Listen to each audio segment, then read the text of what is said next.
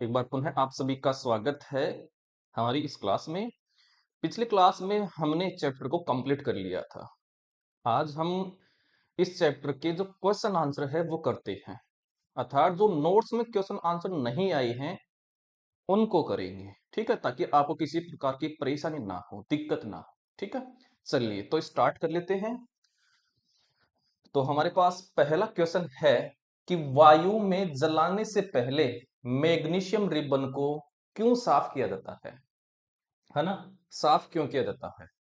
तो इसका आंसर क्या है कि मैग्नीशियम ऑक्साइड की परत को हटाने के लिए साफ किया जाता है, ताकि मैग्नीशियम रिबन अच्छे से वायु के संपर्क में आ सके। यहां पर करना है वायु के संपर्क में आ सके और अच्छे से अभिक्रिया हो सके। सुनिए, देखिए जो मैग्नीशियम है ये ऑक्सीजन से अभिक्रिया करके क्या बनाता है?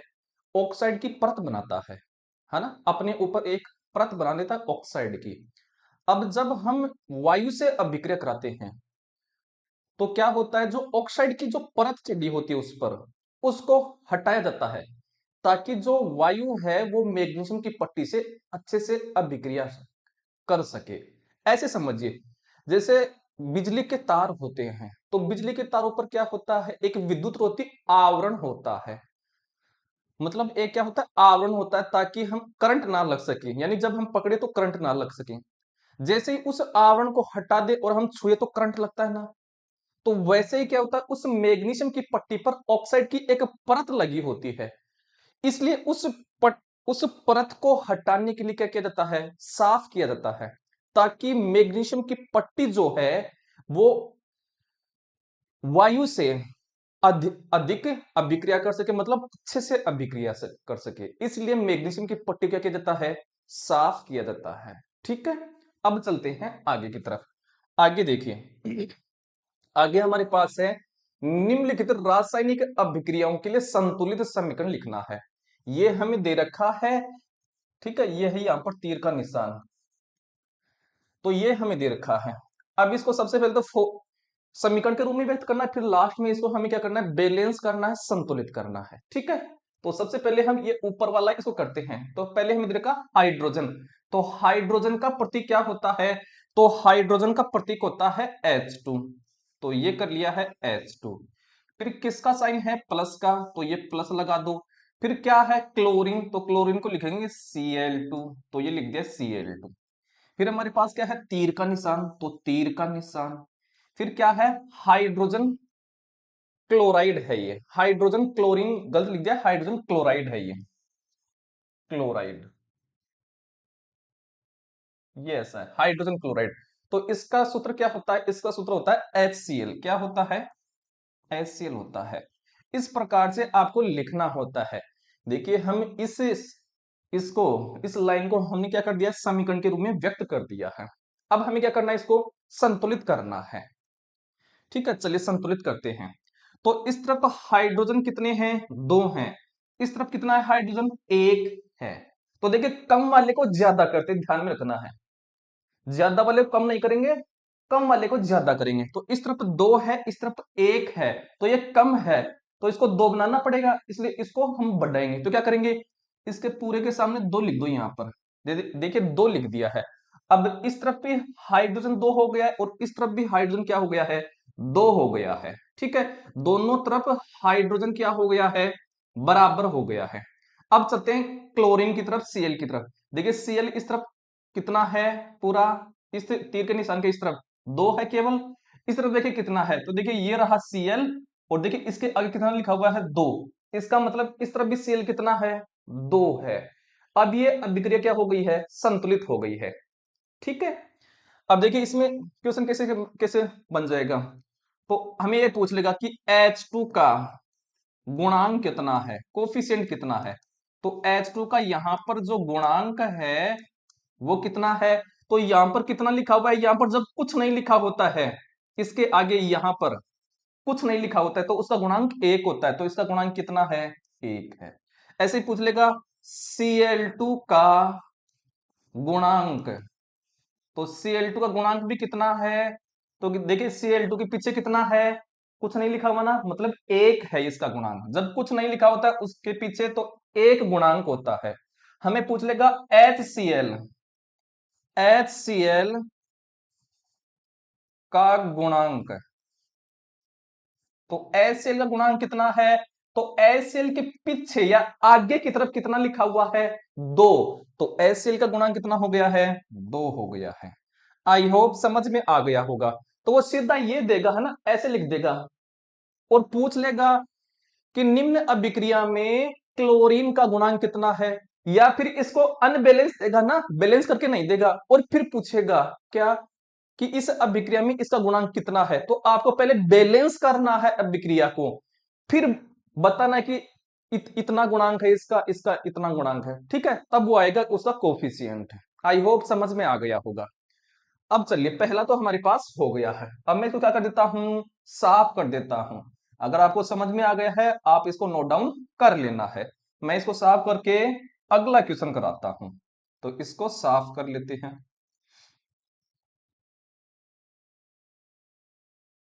चलिए, हमारे पास है दूसरा बेरियम क्लोराइड। तो बेरियम क्लोराइड का सूत्र क्या होता है, BaCl2 प्लस एल्यूमिनियम सल्फेट का सूत्र क्या होता है, तो इसका सूत्र होता है Al2SO4 का होल थ्राइस। ये होता है क्या, एल्यूमिनियम सल्फेट का सूत्र। फिर हमारे पास तीर का निशान है, तो ये लीजिए तीर का निशान। फिर हमें दे रखा है बेरियम सल्फेट। तो बेरियम सल्फेट का फॉर्मूला होता है क्या, BaSO4। फिर प्लस का साइन है तो प्लस। फिर हमारे पास है एल्यूमिनियम क्लोराइड। तो एल्यूमिनियम क्लोराइड का फॉर्मूला क्या होता है, ये होता है AlCl3। तो एल्यूमिनियम क्लोराइड का सूत्र होता है AlCl3। ठीक है, ये हमने कर लिया है। अब इस अभिक्रिया को क्या करेंगे हम, बैलेंस करेंगे, संतुलित करेंगे। आइए बैलेंस करते हैं। चलिए, पहले Ba इस तरफ कितना है, तीर के निशान के इस तरफ टोटल कितना है, 1 है। ठीक है, इस तरफ टोटल कितना है, Ba तीर के निशान के आगे केवल 1 है। Ba दोनों तरफ क्या है, बराबर है। चलिए अब Cl की तरफ चलते हैं, क्लोरीन की तरफ। देखिए क्लोरीन इस तरफ कितना है, तीर के निशान के इस तरफ 2 है, और इस तरफ कितना है, क्लोरीन इस तरफ 3 है। तो बराबर करेंगे। देखिए जब किसी भी अभिक्रिया में किसी भी परमाणु की संख्या एक तरफ 3 होती है, एक तरफ 2 होती है, तो वहां पर केवल 2 3 का यूज करते हैं, या तो 2 गुणा में लगाएंगे या 3 गुणा में लगाएंगे, यह आपको ध्यान में रखना है। तो हम क्या करेंगे, इस तरफ 2 है क्लोरीन की संख्या, उस तरफ 3 है, तो हम क्या कर देंगे, उस तरफ तो 3 है उसको इस तरफ 3 से गुणा कर देंगे। ठीक है, और इस तरफ जो 2 है नीचे, इस 2 को उस तरफ 2 से गुणा कर देंगे, यहां पर लिख देंगे। अब देखिए दोनों तरफ क्या हो गई है, क्लोरीन की संख्या बराबर हो गई है। कैसे, जो ये आगे वाला जो ये संख्या है, ये इस नीचे वाली संख्या से गुणा होकर के उसकी संख्या को बताइए, क्लोरीन की संख्या को। तो 3 को 2 से गुणा करो तो कितना हो गया है, 6 हो गया है। अब देखिए यहां पर भी देखो, इस 2 को इस 3 से गुणा करो तो कितना हो गया है, 6। तो इस प्रकार से क्लोरीन की संख्या दोनों तरफ क्या हो गई है, बराबर हो गई है। आई होप समझ में आ गया होगा। चलिए, क्लोरीन बराबर हो गया है। अब समझिए, यहां पर 3 लिखने से जो Ba है, बेरियम है, इसकी संख्या में परिवर्तन आ गया है। अब इस तरफ Ba कितना हो गया है, 3 हो गया है, और इस तरफ बेरियम कितना है, इस तरफ Ba 1 है। तो इसको हमें क्या करना पड़ेगा, 3 बनाना पड़ेगा। तो क्या करूं, इसके सामने 3 लिख देता हूं। तो ये लिख दिया है क्या, 3 लिख दिया है। ठीक है, अब दोनों तरफ Ba भी क्या हो गया, बराबर हो गया, और क्लोरीन भी क्या हो गया है, बराबर हो गया है। अब चलते हैं क्या, Al की तरफ, एल्यूमिनियम की तरफ। देखिए Al यहां पर कितना है, 2 है। इस तरफ देखिए कितना Al, तो Al ये रहा और इसके आगे 2 लिखा हुआ है, मतलब दोनों तरफ Al क्या है, बराबर है। चलिए अब चलते हैं S मतलब सल्फर की तरफ। तो देखिए ये रहा S मतलब सल्फर, ये रहा, और देखिए इसके कोष्टक की बात 3 लिखा हुआ है। इसका मतलब ये हुआ है कि सल्फर की संख्या इस तरफ कितनी है, 3 है। अब चलते हैं इस तरफ। देखिए ये रहा S, और देखिए 3 लिखा हुआ इसके आगे की तरफ, इसका मतलब क्या हुआ है, इसकी संख्या भी इस तरफ 3 है, मतलब दोनों तरफ सल्फर की संख्या क्या है, बराबर है। ठीक है, अब चलते हैं ओ मतलब ऑक्सीजन की तरफ। देखिए ये जो 4 लिखा हुआ, ऑक्सीजन के नीचे 4 लिखा हुआ है, फिर कोष्टक के बाद 3 लिखा हुआ है, इसका मतलब ये क्या होते हैं, गुणा होकर के इसकी संख्या को बताएंगे। तो इस 4 को इस 3 से गुणा करूं तो कितना हो गया, 4 3 12, मतलब इस तरफ ऑक्सीजन जो है वो 12 है। अब इस तरफ भी देखते हैं कि इस तरफ कितना है। तो देखिए ये रहा ऑक्सीजन और इसके नीचे 4 लिखा हुआ है, ये 4 जो है ये इस आगे वाली संख्या से गुणा होकर के ऑक्सीजन की संख्या को बताएगा। तो इस 4 को इस 3 से गुणा करो तो कितना हो गया, 12। इस तरफ भी क्या है, 12 है, मतलब दोनों तरफ ऑक्सीजन की संख्या भी क्या है, 12 है। तो इस प्रकार से ये अभिक्रिया क्या होती है, संतुलित होती है, बैलेंस होती है। आई होप समझ में आ गया होगा। ठीक है, इसी प्रकार से आपको समझना है। अब देखिए बैलेंस होने के बाद में हम क्या बताते हैं, उसका कोफिशिएंट बताते हैं, गुणांक बताते हैं। अब देखिए अब हम, वो पूछ लेगा कि BaSO4 का क्या है गुणांक, तो इसके आगे कितना लिखा हुआ है, 3। तो इस BaSO4 का गुणांक कितना हो गया है, 3 हो गया है। ठीक है, समझ में आ गया होगा और किसी प्रकार की तकलीफ भी नहीं हो रही होगी। तो मैं यहां पर लिख दूं, हमें पूछ ले BaCl2 का गुणांक कितना है, 3। हमें पूछ ले क्या, Al का गुणांक कितना है, सॉरी इस पूरे का, Al2SO4 का होल ट्राइस, इसका गुणांक कितना है, तो कुछ नहीं लिखा हुआ है, मतलब एक गुणांक है। हमें पूछ ले BaSO4 का गुणांक कितना है, 3 है। Al2 AlCl3 गुणांक कितना है, 2 है। तो आपको गुणांक कैसे बताया जाएगा, कैसे बताना है, सबसे पहले अभिक्रिया को बैलेंस करना है, फिर ही गुणांक बताना है। ठीक है, वो आपको अनबैलेंस मतलब असंतुलित अभिक्रिया देगा और पूछेगा कि इसमें गुणांक कितना है। तो आपको सबसे पहले क्या करना है, अभिक्रिया को संतुलित करना है। संतुलित करने के बाद में देखना है कि उसके गुणा में कितना आ रहा है, कौन सा नंबर आ रहा है, कौन सी संख्या आ रही है।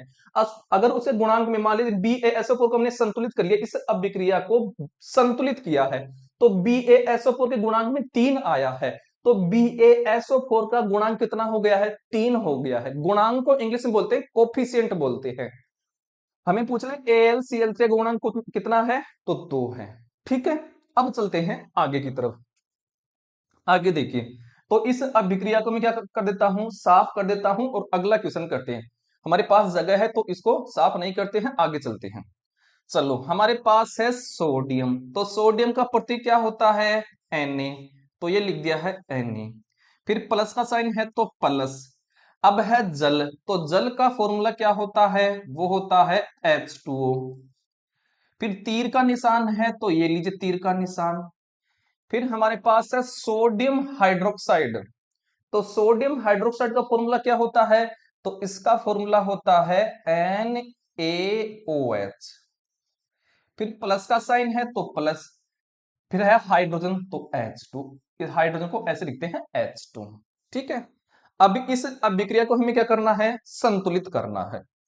चलिए तो देखिए इस तरफ Na क्या है, 1 है, तीर के निशान के इस तरफ टोटल Na कितना है, 1 है।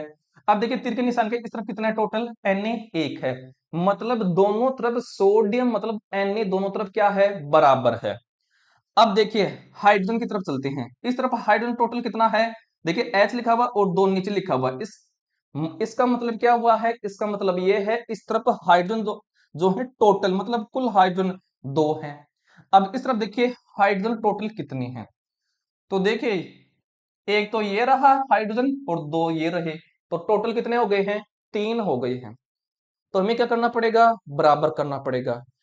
तो देखिए जब विषम संख्या होती है, किसी भी तरफ किसी भी परमाणु की विषम संख्या होती है, तो हमें उसको क्या करना पड़ता है, सम करना पड़ता है, ध्यान में रखना है। तो देखिए 2 तो ये हो गया है और 1 ये हो गया, 3 हो गया है, तो मैं क्या करूं, सम कर लूं। सम क्या होता है, जिसमें 2 का भाग पूरा पूरा जाता है, मतलब मैं इस हाइड्रोजन की संख्या को इस तरफ क्या कर दूं, 4 कर दूं। 4 कैसे करूं, यहां पर मैं क्या लगा दूं, 2 लगा दूं। अब देखिए दो, एक अलग कलर ले लेता हूं ताकि तकलीफ ना हो। ये लीजिए मैं यहां पर ये कलर ले लेता हूं, यहां पर मैंने 2 लगा दिया है। अब देखिए 2 लगाने से इस तरफ हाइड्रोजन जो है तो टोटल कितने हो गए, तो 2 तो ये रहे हाइड्रोजन और 2 ये रहा इसके हाइड्रोजन, टोटल कितने हो गए, 4 हो गए हैं। इस तरफ टोटल कितने हाइड्रोजन, 2 हैं। तो इस 2 को मेरे को 4 बनाना है, तो मैं क्या करूं, यहां पर मैं कौन सी संख्या रखूं कि जो संख्या इससे गुणा होकर के 4 हो जाए, तो क्या रखूं, 2 रखूं, तो 2 रख दो यहां पर, रख दिया। अब देखिए ये जो 2 है, इस 2 से गुणा होकर के इसकी संख्या को बताएगा, तो 2 दूनी 4। इस प्रकार से इस तरफ भी हाइड्रोजन 4 हो गया है और इस तरफ भी हाइड्रोजन क्या है, 4 हो गया है। ठीक है, अब चलते हैं ऑक्सीजन की तरफ। देखिए इस तरफ ये रही ऑक्सीजन और इसके आगे कितना लिखा हुआ है, 2, मतलब इस तरफ ऑक्सीजन कितनी है, 2 है।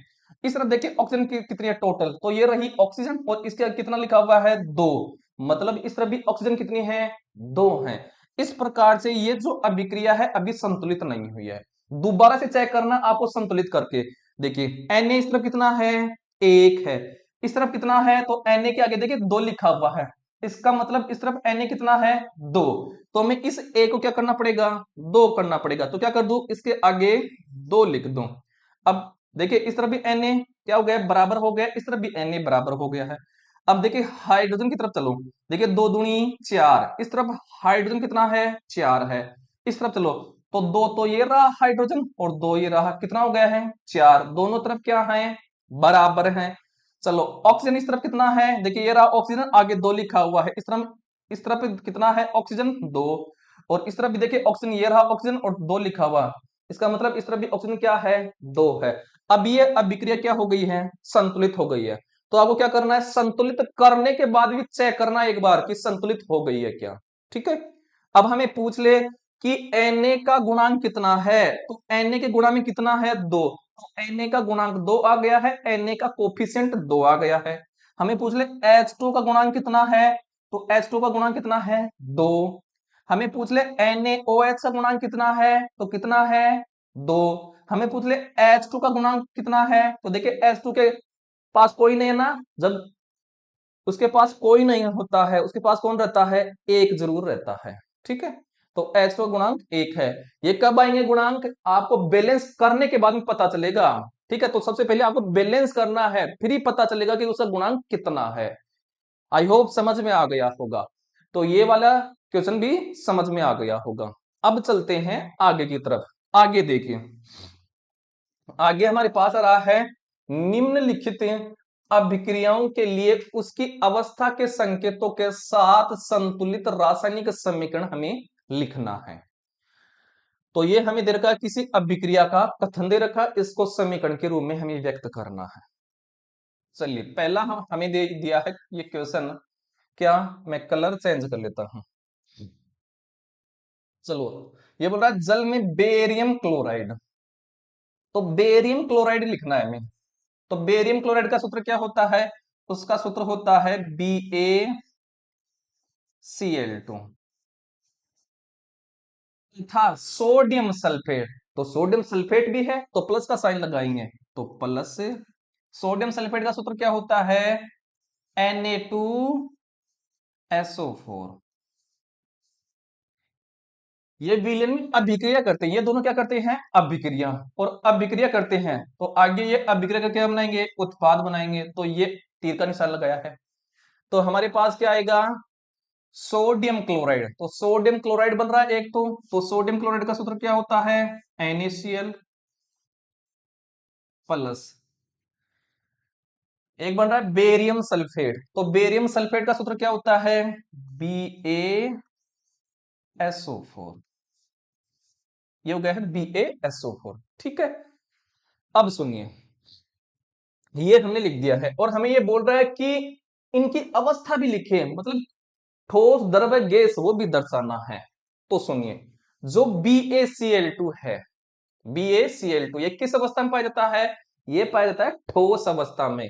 तो इसके आगे कोष्टक में क्या लिख देंगे, एस लिख देंगे, सॉलिड लिख देंगे। ठीक है, एक मिनट रुकिए।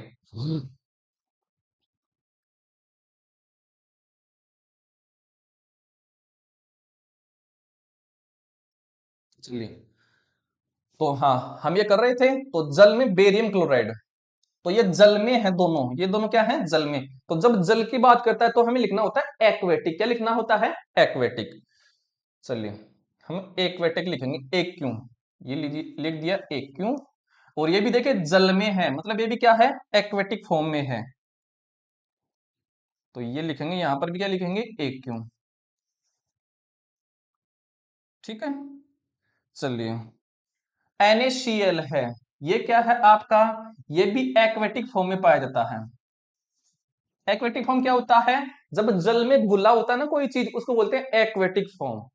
ठीक है, और ये BaSO4 है, ये क्या है, ठोस है। देखिए ये लिखा हुआ है अघुलनशील है, मतलब क्या है, वो ठोस है। तो ये है सॉलिड फॉर्म में, ये लीजिए सॉलिड फॉर्म। अब विक्रिया को हम क्या कर लेते हैं, बैलेंस कर लेते हैं, संतुलित कर लेते हैं, क्योंकि हमें लिखा हुआ ना संतुलित रासायनिक समीकरण लिखना है। चलिए तो संतुलित करते हैं। चलो इस तरफ Ba कितना है, टोटल Ba एक है।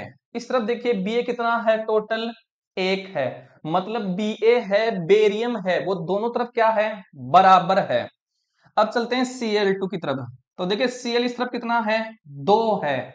उस तरफ देखिए Cl कितना है, एक है। तो इस एक को क्या करना पड़ेगा, दो करना पड़ेगा। तो क्या कर दूं, इसके आगे यहां पर दो लिख देता हूं।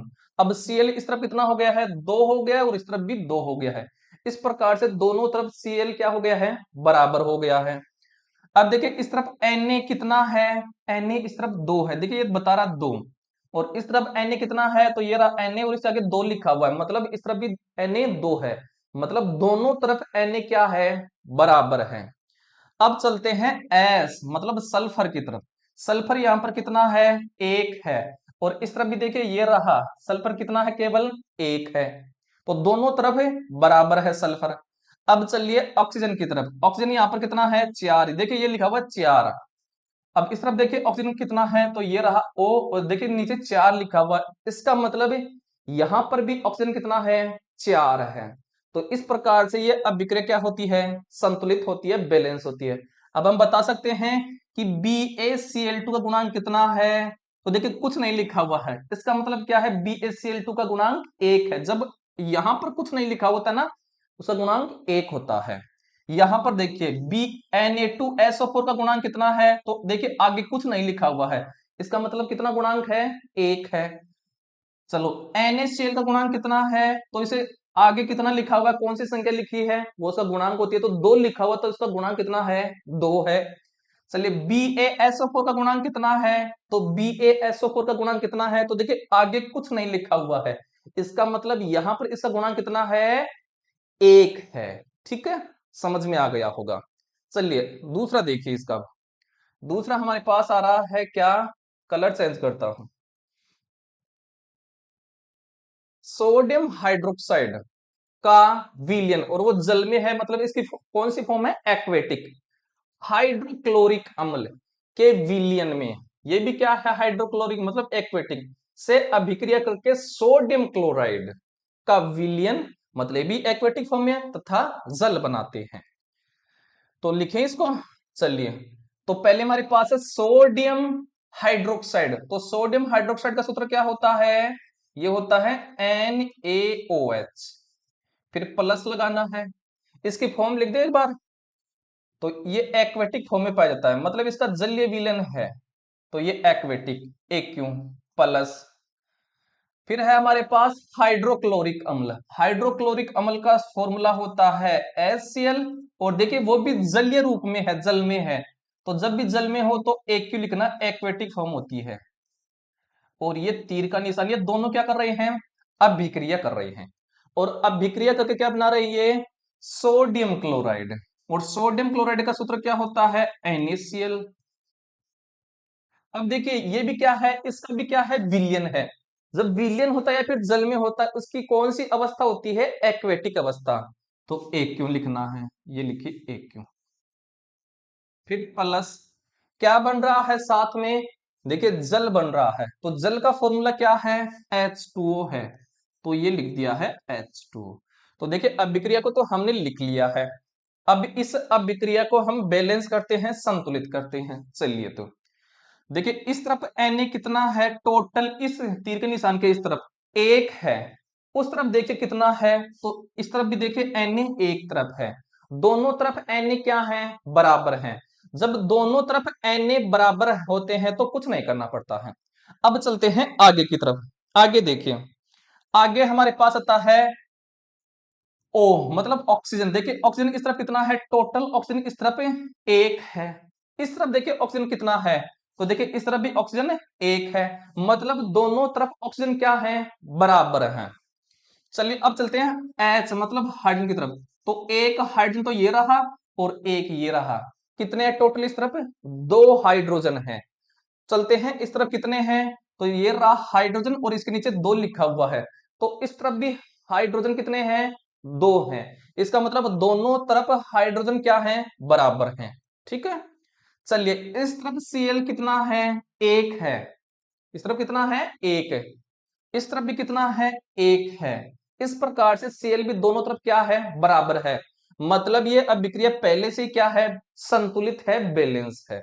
ठीक है, अब सुनिए, अब हमें पूछ ले कोफिशिएंट है ना, कोफिशिएंट पूछेगा तो कोफिशिएंट संतुलित होने के बाद में ही बताते हैं, है ना। तो यह विक्रिया पहले से संतुलित है, तो संतुलित होने के बाद में ही कोफिशिएंट बताया जाता है। चलिए हमें पूछेगा NaOH का गुणांक कितना है, तो इसका एक है, जब कुछ नहीं लिखा हुआ यहाँ पर तो एक गुणांक होता है। हमें पूछ ले HCl का गुणांक कितना है, तो कितना है, कुछ नहीं लिखा हुआ ना, मतलब एक गुणांक है। हमें पूछ ले NaCl का गुणांक कितना है, तो कुछ नहीं लिखा हुआ है, तो एक होता है गुणांक। H2 का गुणांक कितना है, तो जब आगे कुछ नहीं लिखा होता तो उसका गुणांक एक होता है। आई होप समझ में आ गया होगा। अब चलते हैं आगे की तरफ। आगे देखिए, आगे हमारे पास नया क्वेश्चन आ गया है। क्वेश्चन है, किसी पदार्थ X के विलयन का उपयोग सफेदी करने के लिए होता है। तो किस विलयन का उपयोग सफेदी करने के लिए किया जाता है, तो हम जब देखिए भट्टे पर जाते हैं तो कड़ी लाते हैं, तो कड़ी का उपयोग किया जाता है सफेदी करने के लिए। तो कड़ी का सूत्र क्या होता है, उसका सूत्र होता है क्या, तो एक्स पदार्थ का नाम बताना है, तो एक्स का नाम क्या है, उसका नाम है CaO। इसका नाम क्या है, कैल्शियम ऑक्साइड, तो इसका नाम है कैल्शियम ऑक्साइड। और इसी का दूसरा नाम क्या है, बिना भुजा चूना, बिना भुजा चूना, दो नाम है इसके। ठीक है, तो पहले का तो आंसर ये हो गया है। हमें पूछा था एक्स का नाम बताइए, एक्स का नाम क्या हो गया, CaO अर्थात कैल्शियम ऑक्साइड और बिना भुजा चूना, और इसका सूत्र पूछा था, सूत्र ये हो गया CaO कैल्शियम ऑक्साइड। ये क्या है, कड़ी है जो हम लाते हैं ना भट्टे से, ये कड़ी है। दूसरा हमें पूछा है क्या, पदार्थ X की जल के साथ अभिक्रिया लिखिए। चलिए तो CaO ये है, प्लस में क्या बनेगा, CaO है ये, इसमें पानी डालेंगे, ये लीजिए पानी डाल दिया। देखिए जब हम कड़ी लाते हैं और उसमें पानी डालते हैं तो क्या बन जाता है, उस कली का पानी बन जाता है ना, और वो क्या हो है आपका, यानी जो ये कड़ी है इसमें पानी डालते हैं, पानी डालने से क्या हो जाता है, बुझ जाता है, मतलब ये बिना बुझा हुआ चूना था ना, जब उसमें पानी डाल देते हैं तो क्या हो जाता है, ये बुझ जाता है। तो बुझे हुए चूने का सूत्र क्या होता है, वो होता है CaOH का होल ट्वाइस, और साथ में क्या निकलेगी, देखिए वो जो विलियन बना है, जब हम कड़ी में पानी डालते हैं तो उष्मा भी बाहर निकलती है ना, मतलब गर्म हो जाता है, मतलब उष्मा बाहर निकल रही है, तो साथ में उष्मा भी बाहर निकलेगी। ये लीजिए, तो ये क्या है, ये है बुझा हुआ चूना, बुझा हुआ चूना, इसी को क्या बोलते हैं, कैल्शियम हाइड्रोक्साइड, कैल्शियम हाइड्रोक्साइड।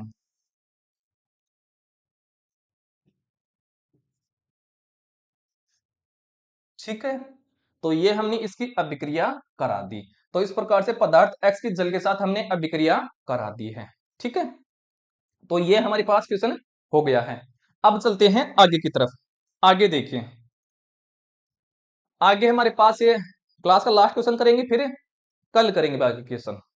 तो हमारे पास है, जब लोहे की कील को कॉपर सल्फेट के विलयन में डुबोया जाता है तो विलयन का रंग क्यों बदल जाता है, मतलब कलर क्यों चेंज हो जाता है, तो सुनिए, जब लोहे की कील को कॉपर सल्फेट के विलयन में डुबोया जाता है, तब लोहे ने दूसरे तत्व कॉपर को कॉपर सल्फेट के विलयन से क्या कर दिया है, विस्थापित कर दिया है, विस्थापित कर देता है। इस प्रकार कॉपर सल्फेट के विलयन का रंग क्या हो जाता है, बदल जाता है। तो लोहे का सूत्र क्या होता है, Fe। इसके अभिक्रिया किसके साथ करा रहे हैं, कॉपर सल्फेट के साथ, मतलब CuSO4 के साथ करा रहे हैं। तो अभिक्रिया क्या होगी, देखिए जो Fe है, जो फेरस है मतलब लोहा है, ये इस कॉपर को, ये कॉपर का क्या है, यौगिक है, विलयन है। तो Fe क्या है, इस कॉपर से अधिक शक्तिशाली है, अधिक अभिक्रियाशील है, अधिक एक्टिव है। तो जो Fe है वो क्या कर देगा, इस कॉपर को यहां से हटा देगा और इसकी जगह खुद बैठ जाएगा, इसको अपनी जगह बैठा देगा, मतलब इसको क्या कर देगा, विस्थापित कर देगा, डिस्प्लेस कर देगा। तो डिस्प्लेस कर देगा तो क्या बन जाएगा हमारे पास, Fe तो यहां पर आ जाएगा और Cu यहां पर चला जाएगा, तो हमारे पास बन जाएगा FeSO4 प्लस Cu, ऐसे बनेगा। ठीक है, ऐसा होने पर, विस्थापित होने से ही क्या हो जाता है, इस जो विलयन है उसका कलर चेंज हो जाता है। मतलब ये विलयन लिया था, है ना, जब लोहे की क्रिया करा रही थी ना, ऐसे हमने लिया था एक पात्र में, एक पात्र था ऐसे, ऐसे पात्र था, हमने CuSO4 का ऐसे गोल लिया था और इसमें लोहे की कील ढाल दी थी। क्या डाल दी थी, लोहे की कील ढाल दी थी। तो लोहे की कील डालने से इस CuSO4 का जब लिया था तब कलर अलग था, जब अभिक्रिया हुई तो ये Fe तो यहां पर चला गया, Cu यहां पर चला गया, तो कलर इस प्रकार से इसका बाद में चेंज हो जाता है। क्यों हो जाता है, क्योंकि लोहा है ये कॉपर को क्या कर देता है, इसकी जगह से विस्थापित कर देता है, इस कारण से विलयन का रंग बदल जाता है। अब इस अभिक्रिया क्या कर लेते हैं हम, संतुलित कर लेते हैं। चलिए तो संतुलित करते हैं। Fe यहां पर कितना है, एक है, इस तरफ भी कितना है, एक है, इस तरफ Cu कितना है, एक है, इस तरफ भी Cu कितना है, एक है, मतलब दोनों तरफ क्या है, बराबर हैं। इस तरफ S कितना है, मतलब सल्फर कितना है, एक है, इस तरफ कितना है सल्फर, एक है, मतलब दोनों तरफ बराबर हैं। इस तरफ ऑक्सीजन कितना है, तो देखिए 4 लिखा हुआ है इसके नीचे, तो 4 है इस तरफ ऑक्सीजन, इस तरफ ऑक्सीजन कितना है, 4 है, मतलब दोनों तरफ क्या है, बराबर है इनकी संख्या, मतलब ये अभिक्रिया पहले से क्या थी, संतुलित है। ठीक है, तो ये होता है हमारा ये लास्ट क्वेश्चन। अब जो बचे हुए क्वेश्चन है वो हम अगली क्लास में करेंगे, क्योंकि थोड़ा थोड़ा पढ़ने से हमें कॉन्फिडेंस आएगा। तो देखिए आज क्लास हमने की है, आज क्लास आपको कैसी लगी है ये आपको कमेंट करके अवश्य बताना है, और लगातार इसी प्रकार से बने रहना है, साथ साथ याद करना है, क्वेश्चन आंसर करना है, और नोट्स है वो बनाते रहना है। ऐसे आप चलोगे, आपको लास्ट में लगेगा, जब कोर्स होने को लगेगा तब आपको कॉन्फिडेंस आएगा, है ना, विश्वास आएगा कि मैं कर सकता हूं, अच्छे नंबर ला सकता हूं, है ना। कोई भी चीज है वो प्रारंभ में क्या लगती है, कठिन लगती है, लेकिन जैसे जैसे हम उस पर लगातार काम करते हैं वो आसान होते जाते हैं, है ना। जैसे हम डेली रोटी खाते हैं, डेली रोटी खाते हैं तो जो है बोरी, गेहूं की बोरी है वो 1-2 महीने में खाली हो जाती है ना, मतलब हल्की पड़ जाती है। अगर किसी भी काम को हम लगातार करें तो वो काम है वो धीरे धीरे हल्का हो जाता है हमारे लिए। इसलिए आप लगातार मेहनत करते रहिए, आपको सफलता अवश्य मिलेगी, अच्छे मार्क्स आएंगे, विश्वास रखिए। और पूरा कॉन्सेप्ट पढ़ाया जाएगा, पूरा पाठ वगैरह, क्वेश्चन आंसर है, नोट्स है, वो सब कराया जाएगा। बस आपका सपोर्ट और प्यार चाहिए। चैनल को लाइक करिए, सब्सक्राइब कीजिए, इस वीडियो को ज्यादा से ज्यादा शेयर कीजिए। यहाँ पर फ्री ऑफ कॉस्ट आपको नोट्स दिए जा रहे हैं और क्लास दी जा रही है, किसी प्रकार से आपसे कोई चार्ज नहीं लिया जा रहा है।